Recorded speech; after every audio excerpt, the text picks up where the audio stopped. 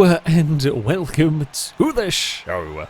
We are here today on Forza Race 5 with a bit of a wacky challenge. You see, the Oldsmobile Toronado has come to the game, which I was very glad to see. Look, I like weird and wonderful cars, and this is a big front-wheel drive, yes, you heard that right, front-wheel drive V8 barge, which is a fun inclusion to Horizon. And it gets some quirky engine swaps. In fact, this is the most powerful front-wheel drive car I've ever had in a game. And now it might only be C-class because for the first couple of races I have been mean. Everybody is driving a Toronado that is pretty much stock, with the exception of the engine from a Funko, which means that is 1,750 horsepower going through the front wheels. The only other upgrades are a gearbox, so it doesn't run out of gears. In fact, this car is capable of 247 miles an hour, and a diff, so it doesn't waste all of its power spinning only one wheel. In fact, a diff makes it more difficult to drive because it spins both of the front wheels. The brakes, the suspension, everything else is standard, which means it is not going to stop, it is not going to turn, and generally it's going to be difficult to drive. I don't know where I'm going to need to stop for turn 1, but I'm guessing about here, and I'm glad we're in ghost mode, because otherwise everything would go wrong there. Ruskies actually carry good speed, quite a few cars have ended up in the fence. The trick with this is going to be don't use any power while turning, because you will just understeer into a wall, as Rusky did. Just lift and coast through the corner, and then when you're out the other side, then you can put the power down and see what happens, and brake super early, brake way earlier than you think you do, and then earlier still, because I thought I was braking super early there, and I was not apparently. We're starting off at what is a fairly straightforward track, actually. This is one of the more simple layouts in Horizon. Oh dear. Oh, Toronado, find some grip through there, please. Pegger's going to try and look around the outside. It's brave to go for that one. Now, short shifting, we may well see a lot of that in these cars. God, I want to try and get on the power, but I can't because it's understeer central. We are going to understeer like mad through this corner. I mean, they're very quick, 140 miles an hour through there, and Impegga's out wide and in trouble. And I was on the brakes what I thought was quite early, and that's only just got stopped. We have made it stop in time, though. Impegga's got a good run, looking to the inside. Not going to be able to go very far there, although it might actually get the move done now, because I just got on the throttle a little bit too soon. We got a chirp of understeer, and that was that. Now, where is Impegga going to brake? Because we're going to brake a smidge. Oh, okay, we're actually got a better line through there. I was going to say, wait for Impegga to brake a little bit earlier, because the chances are they're going to outbrake themselves, because that's all anybody is doing. Well, we've got a little bit of a gap back to third at least. We're slightly clear. Yeah, sadly my plan did not really work. Impegga's managed to tip it in through there relatively well. We're trying to go with, but I don't think I've quite got the pace. Not got the knack of driving this quite as well as Impegga. Oh, got a burst of understeer. I mean, it's to be expected with these. There's going to be a lot of it. Oh, we might be too late on the brakes down here. Yep. Oh, bloody hell. Another quirk of the braking system, unlike many vehicles, this will lock up the rears before it locks up the front, which is alarming. This is from stock. I've done no tuning to the brakes, or the upgrades, of course, to the brakes. The stock brake pressure is apparently a little bit too much to the rear. That will cause the rears to lock ever so slightly before the fronts. It's not by much, but if things go wrong, they really do go wrong with this car. But again, are we surprised? Not really, considering the absurdity of 1,700 horsepower going through the front wheels of a car that is otherwise a massive barge from the 60s. Come on, get that power down. I think it's 60s. Oh, we've got Longbow looking to the outside. We've made a little bit of a roadblock. Impegga is gone and is finding pace in this car that I simply cannot extract myself. We're going to chuck it sideways through there, and get on the brakes. Ruskies had a go, will not stop in time. I mean, sometimes you've got to throw the dice and try. That one did not work at all. We're going for a slightly different approach through there. Slow. Basically, it's just go crazy slow on the way in. Try and get on the power on the exit where we can. It does. I mean, it's not intentionally going for a brake check. I'm not intentionally blocking here. That's just the approach that I was going to try and take through that corner to see if it got me some speed. Longbow's going to fire up the inside through there, which is fine. We will just fire back through the next corner. I was trying to straighten it up for the next section.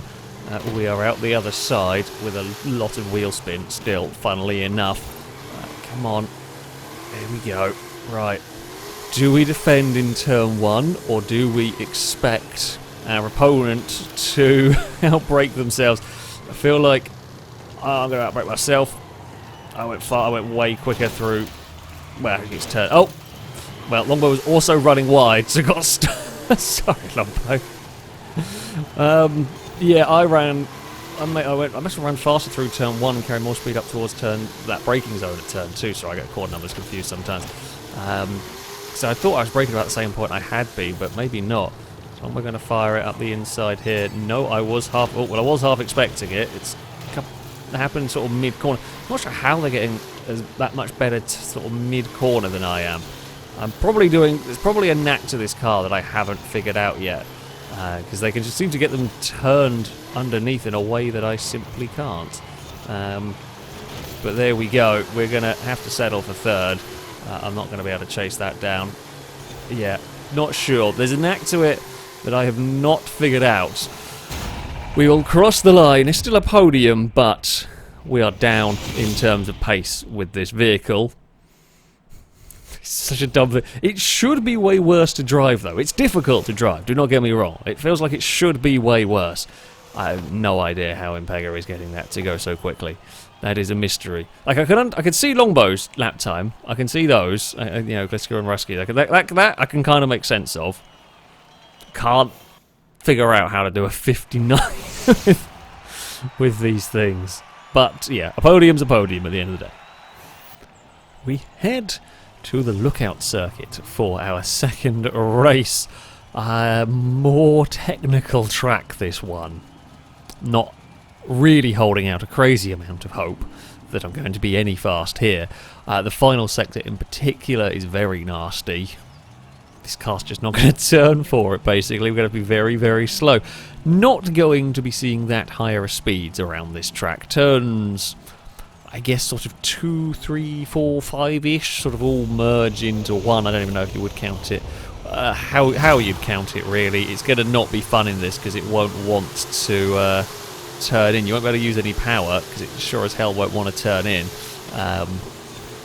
We're going to see how it goes. We're going to do the best that we can, as ever, if we manage to sneak our way onto the podium. Oh, and it's post-rain, so it's going to be even slipperier around it. I also love that out of all of the liveries, me and Blakey have still managed to accidentally select the same one. So when we're not Team Orange on GTA, we've managed to the same livery. It would be Blakey. Everyone, it would be Blakey that managed to find the same livery as the one. But it is a good livery. I like the livery. It's proper racing-looking livery and everything. Hello, Stevie. We're gonna. Oh, I'm too late on the brakes. Speed Beast is going to help slow us down. Thankfully, Speed Beast helped slow us down. We didn't punt them straight into a wall. If anything, we might have punted them past Chris. It might have helped. I'm not going to go as far as to say that, but yeah, Impega has got some serious speed. I don't know where they're finding it from. Or the outside of 3 wide may struggle to make that one work. Although I'm looking for somewhere to go at the moment, and we've just run into trouble. Come on. Oh, God, Longbow's trying to get underneath and has done. We will use some power down here. Have a little bit of a lift. There's a gap back to Ewan, who is behind us, and there is a little gap on the inside that we will try and make the most of. Yeah, Impega's definitely got this one in the bag. We will get this pass complete, and Stevie is going to inadvertently end up blocking in a Longbow. Not intentional, that one. Stevie couldn't get the car turned and just slid up in front of a Longbow. Okay. Can I chase... I mean, the real question is, can I chase down Chris before Longbow inevitably passes us? Because we will try and hold on as best we can.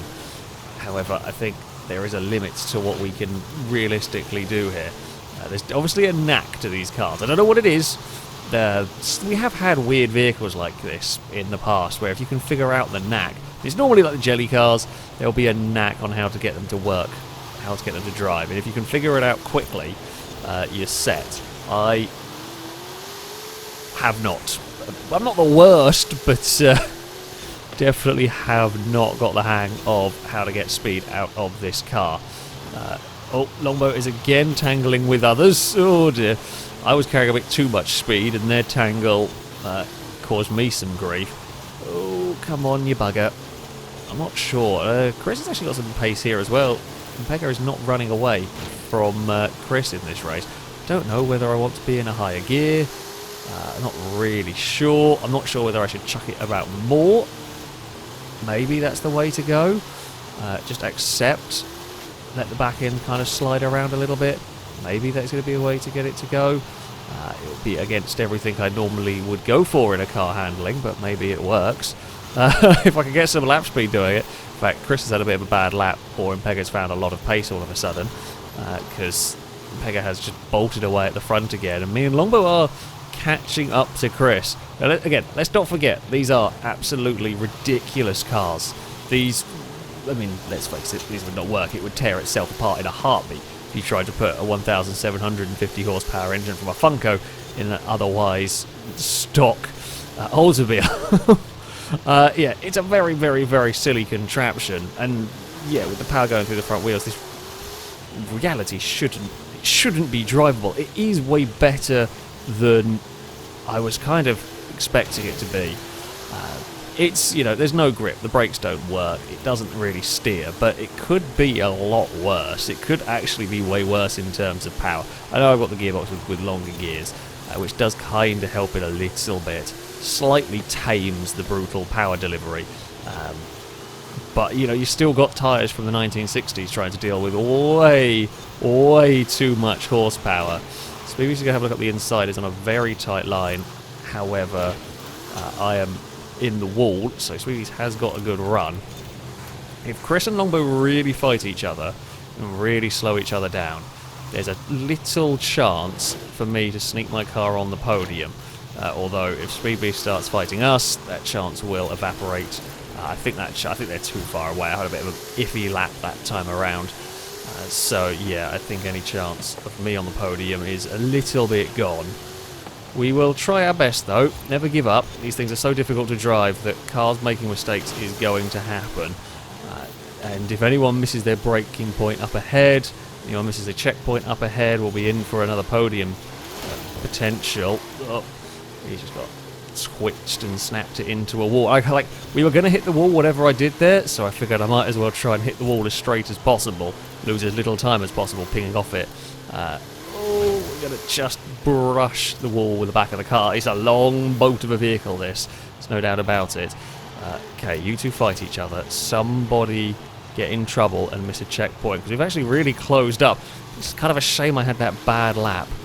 Not that I'm going to be able to do anything through here. We've got an absolutely amazing run through all of this. Is Chris going to have a dive?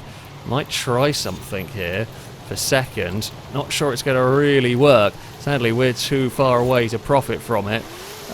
Try to straighten up for a run to the finish line.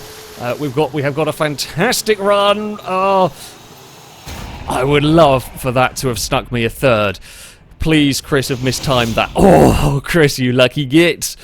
Trying to show, but I don't think Chris realised how close we were, because I don't think they would have done that if he had known I was right there. How close was it? Ooh, 1/10 of a second. Hey, we figured out the speed.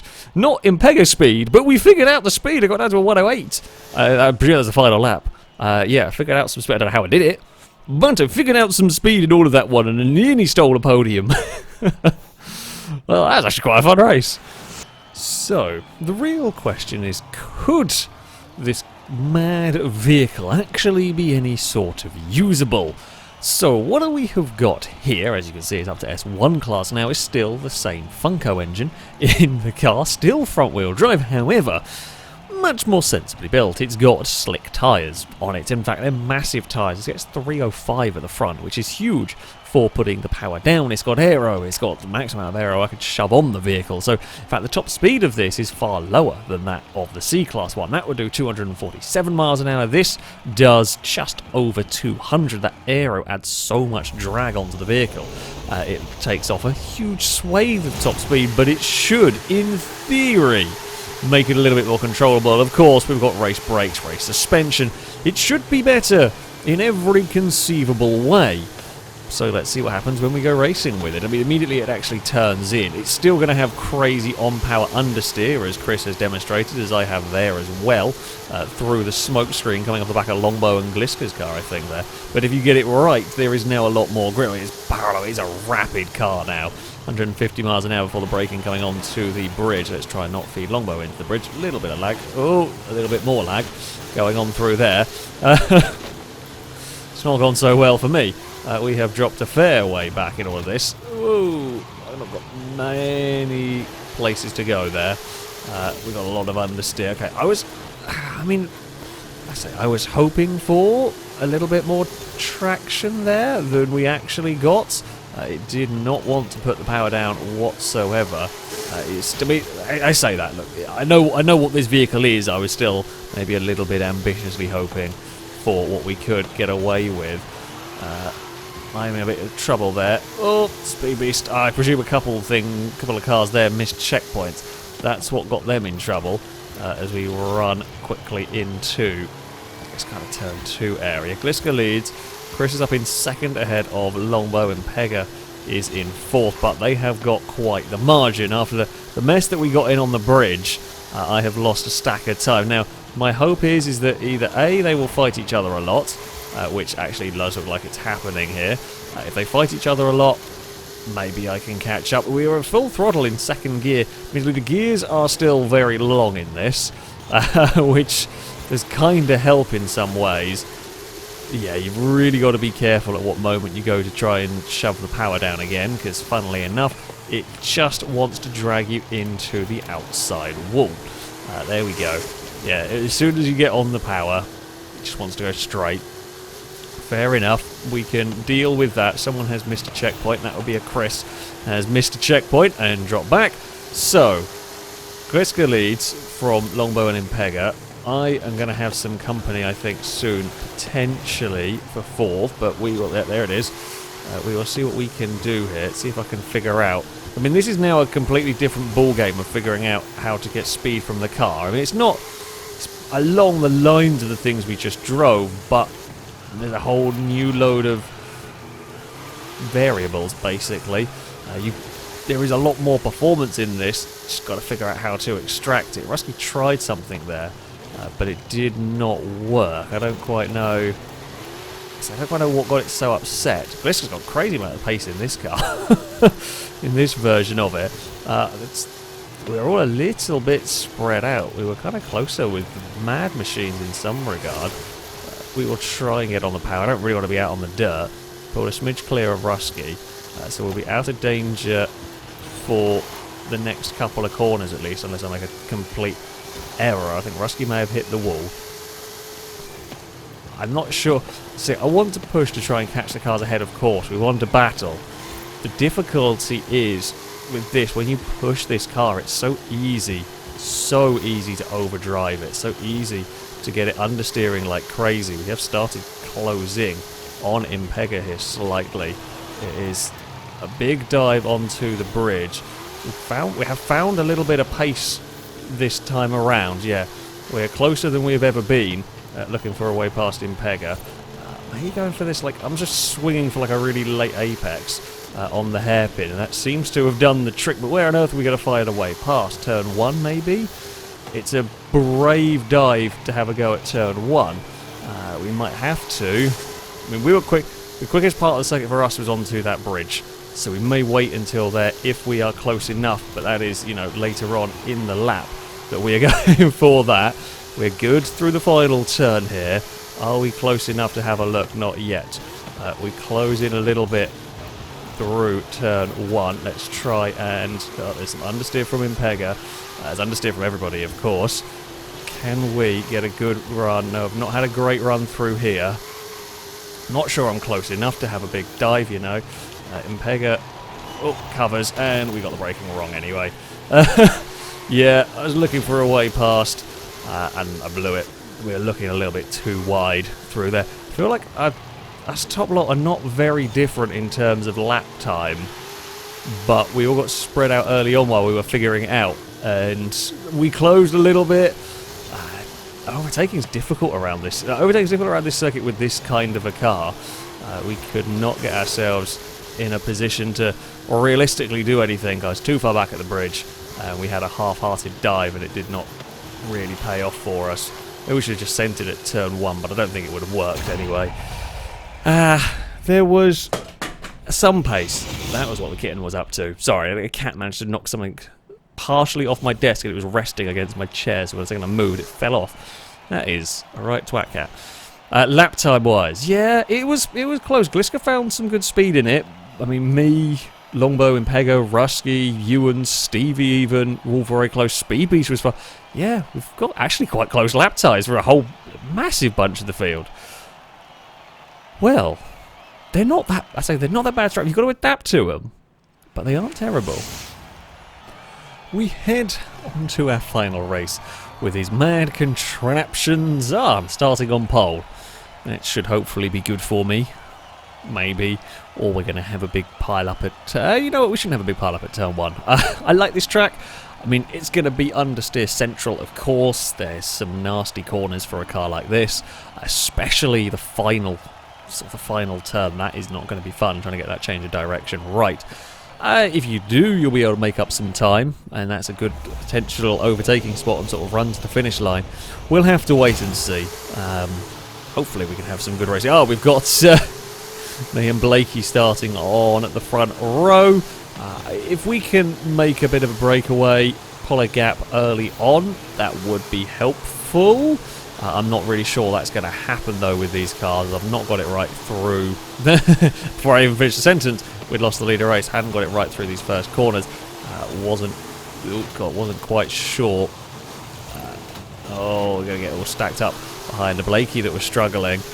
Now we're going to go be on the outside for a corner I do not want to really be on the outside of, but if we can make it stick around the outside, then I will take it. We've carried enough speed to make this work, and we will retake the lead. Blakey may have missed a checkpoint on the inside. Be surprised, but that would be my best guess as to where that car went. Now, how much speed? We're kind of a little bit of the pioneer. No one knows how much speed can go through. Gliska's done amazingly well on the first lap to claw their way up into second already, because they were 10th, I think, on the grid. So that is a hell of a job. We are around this first complex nice enough. Okay, let's try and keep it like that. The tyres will have warmed up a little bit. I know it's not the biggest deal in the world, but in a car like this, tyre temperature will matter. Anything that helps, basically. Anything that helps is a godsend at this point, because these are not easy to drive.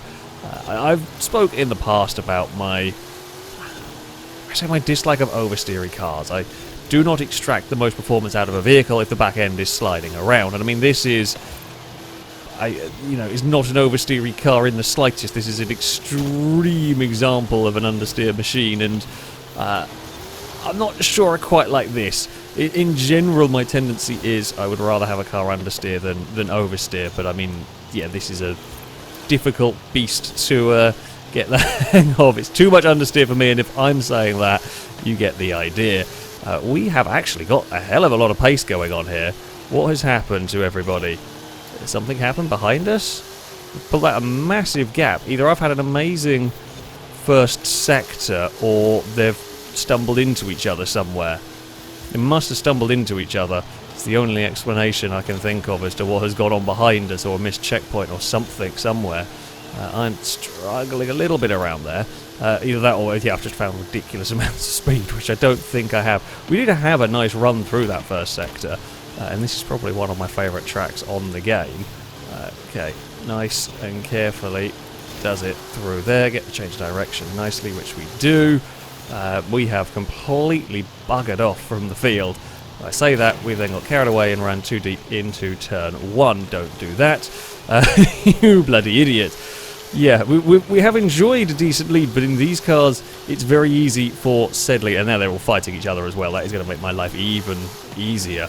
If you're fighting 2 and 3 wide, in cars like this especially, I mean, in the best race car in the world, 2 and 3 wide will cost you a whole heap of time. But in a car like this, where it's already difficult, you will lose even more. So all I've got to do is just not completely beans up the final lap, and we're probably golden. Just don't miss a checkpoint. That would be very, very embarrassing. Don't do anything stupid. Coast the car through here. I mean, I don't actually dislike this car around here. I definitely feel like I prefer tackling... Weirdly, I prefer tackling this circuit to the festival circuit. We will not outbrake ourselves into turn 1. I will be curious about lap times. I'll be curious as to how much is genuine car pace from me and how much has been just a lucky place on the grid and managing to then escape away when everything went a little bit silly behind us. Does look like Gliska might be starting to catch us back up slightly in this one. Yeah, it's possible now they've sorted out their little battle. I'm also taking it slightly cautiously on this final lap. I see no reason to do anything silly. See no reason to really drive the wheels off the car, because if I miss a checkpoint now, it'll cost me a race win that I didn't need to run that hard for. So there is an element of that going on, and Gliska will just be throwing everything at it just to get a little bit close. Yeah, it's not a great final lap. I think we got a little bit lucky. We made a good lap. There was one point we needed to make a good lap, and we did. And then they all fought one another, and then I could build a massive margin. I think they were closing back in at the end. What was the lap times? Yeah. I mean, we were quick. We were quick. I didn't really push too hard in the closing stages, because I just didn't want to miss a checkpoint in a difficult-to-drive car. Although I would have struggled, I think, to have got to Gliska's lap time. I think we could have been, yeah, we could have been close, but would have struggled a little bit with that one. Impega did not get connected because we're having connection issues, of course. But there we go. There is the look at the Toronado, a wonderfully quirky addition to Horizon 5 that I'm very happy to see here, because front-wheel drive V8 barges are not something you see in racing games very often, so it's awesome to have. There's a myriad of engine swaps for it, more sensible ones than the one that we have put in here, but I love that they allow us to put the Funko engine in it and keep it front-wheel drive. I mean, this is the most powerful front-wheel drive car we've ever had in a Forza game, and we're going to win not very much for this one, but it's awesome. And it is surprisingly good. When you build this car sensibly, it is damn fast, I should say, as well. I've had a B-class one that was bloody good as a front-wheel drive machine. But there we go. That is going to be it for this video. I hope you enjoyed something a little bit wacky. Thank you all very much for watching. And until next time, goodbye.